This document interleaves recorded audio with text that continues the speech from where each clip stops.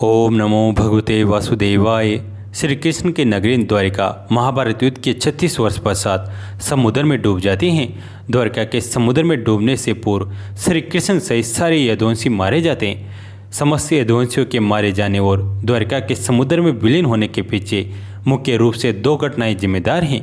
एक माता गांधारी द्वारा श्री कृष्ण को दिया गया श्राप और दूसरा ऋषियों द्वारा श्री कृष्ण के पुत्र शाम को दिया गया श्राप।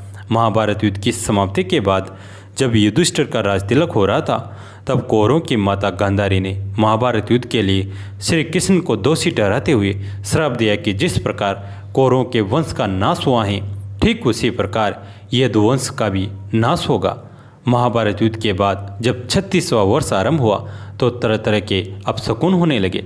एक दिन महर्षि विश्वामित्र, कर्णव, देवर्षि नारद आदि द्वारिका गए। वहाँ यादव कुल के कुछ नवयुवकों ने उनके साथ प्रयास यानी मजाक करने का सोचा। वे श्री कृष्ण के पुत्र शाम को स्त्री वेश में ऋषियों के पास ले गए और कहा कि ये स्त्री गर्भवती हैं, इसके गर्भ से क्या उत्पन्न होगा।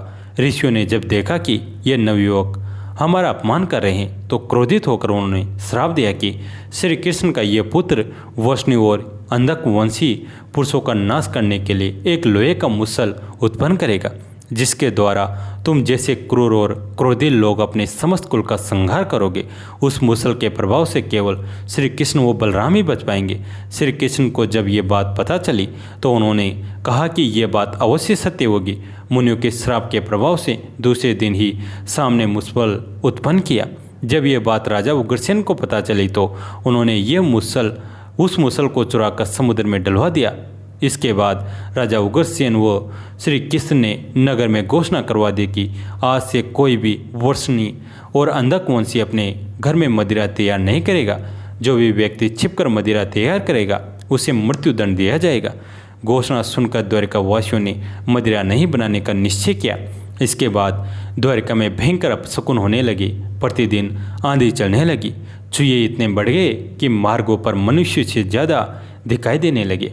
वे रात में सोए हुए मनुष्यों के बाल व नाखून कुतर कर खा जाया करते थे।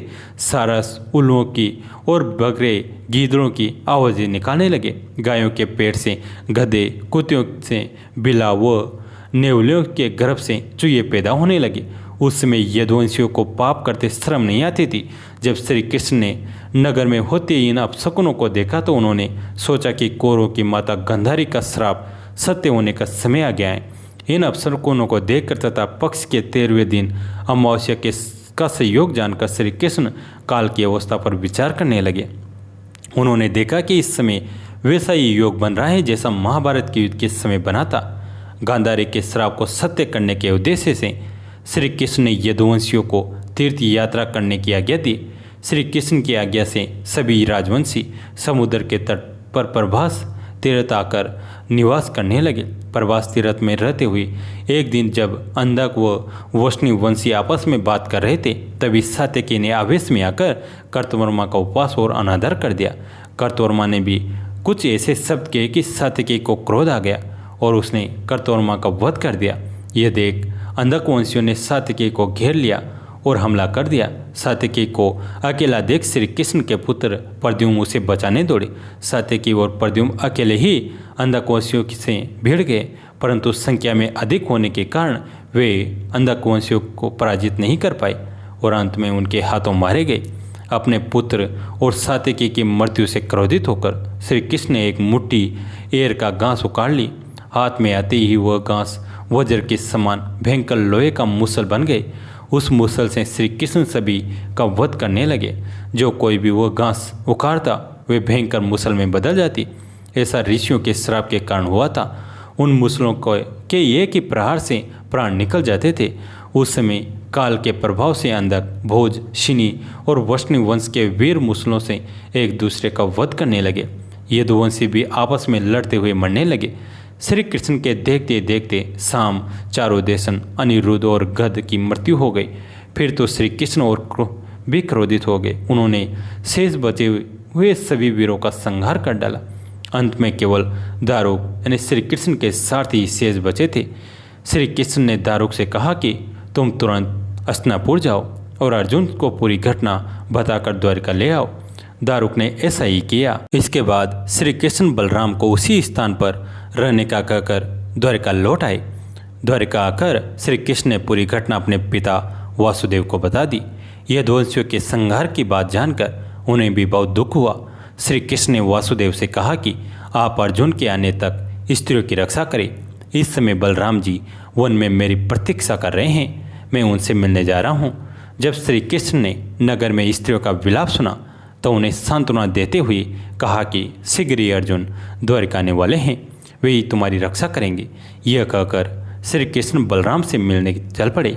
वन में जाकर श्री कृष्ण ने देखा कि बलराम जी समाधि में लीन हैं। देखते देखते उनके मुख से सफ़ेद रंग का बहुत बड़ा सांप निकला और समुद्र की ओर चला गया। उस सांप के हजारों मस्तक थे। समुद्र ने स्वयं प्रकट होकर भगवान शेषनाग का स्वागत किया। बलराम जी द्वारा देह त्यागने के बाद श्री कृष्ण उस सुने वन में विचार करते हुए घूमने लगे। घूमते घूमते वे एक स्थान पर बैठ गए और गांधारी द्वारा दिए गए श्राप के बारे में विचार करने लगे। देह त्यागने की इच्छा से श्री कृष्ण ने अपनी इंद्रियों को संयमित किया और महायोग यानी समाधि की अवस्था में पृथ्वी पर लौट गए। जिस समय भगवान श्री कृष्ण समाधि में लीन थे, उसी समय जरा नाम का एक शिकारी हिरणों का शिकार करने के उद्देश्य से वहां गया। उसने हिरण समझकर दूर से ही श्री कृष्ण पर बाण चला दिया।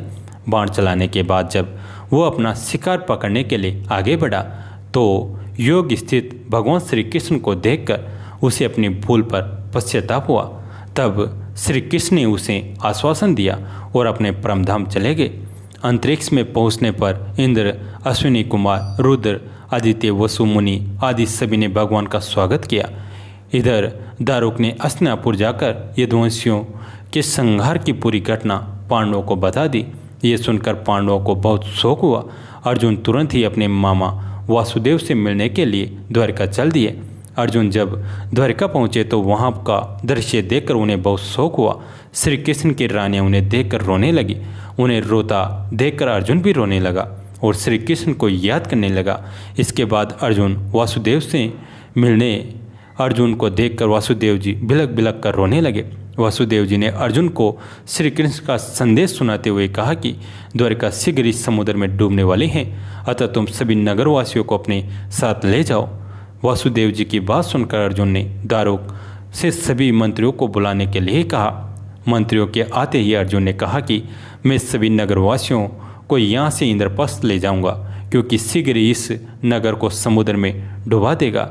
अर्जुन ने मंत्रियों से कहा कि आज के 7वें दिन सभी लोग इंद्रप्रस्थ के लिए प्रस्थान करेंगे, इसलिए आप शीघ्र ही इसके लिए तैयारियां शुरू कर दें। सभी मंत्री तुरंत अर्जुन की आज्ञा पालन में जुट गए।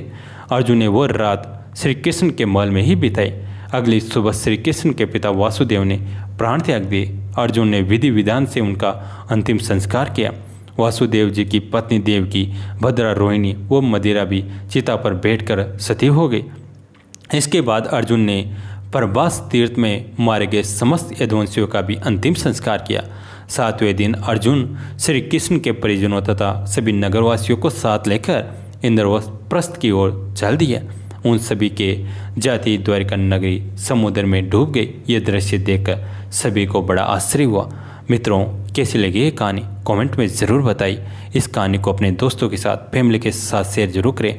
अगर आप ऐसी धार्मिक कहानियाँ सुनना चाहते हैं तो हमारे चैनल को सब्सक्राइब जरूर करें। धन्यवाद।